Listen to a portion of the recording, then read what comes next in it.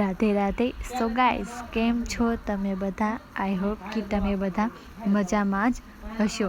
આજે મંડે, હું જાઉં છું કોલેજ ફ્રૂ 7 વાગ્યાની ટ્રેન હવે જાય છે. સેટરડે અને સન્ડે બોટાદમાં બહુ જ વરસાદ હતો.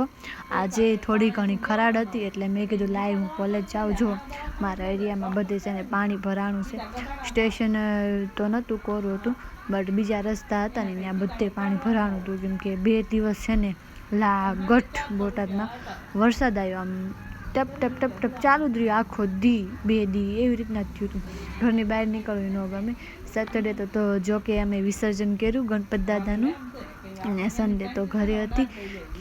એટલે હવે જાઉં છું કોલેજ. સ્ટેશને પહોંચવા આવી ફાઇનલી ગાઈઝ. હું સ્ટેશને પહોંચી ગઈ. જો અહીંયા બી પાણી થોડું ઘણું છે, બટ એટલું બધું તો નહોતું. ક્યાંક આ સ્ટાર્ટઅપ છે એટલે એટલું થોડું ઘણું તો હોય.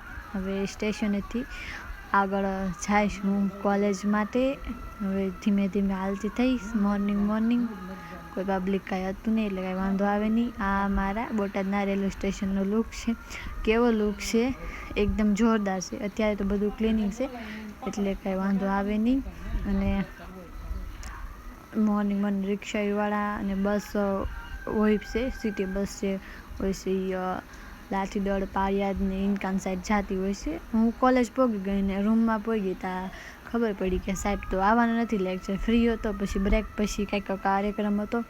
એ કાર્યક્રમમાં બી હું ગઈ કેમ કે સાહેબે કીધું હતું કે છે ને હાજરી બધાની ફરજિયાત છે, એટલે તોય પરાણે પછી કાર્યક્રમમાં બેઠવું પડ્યું.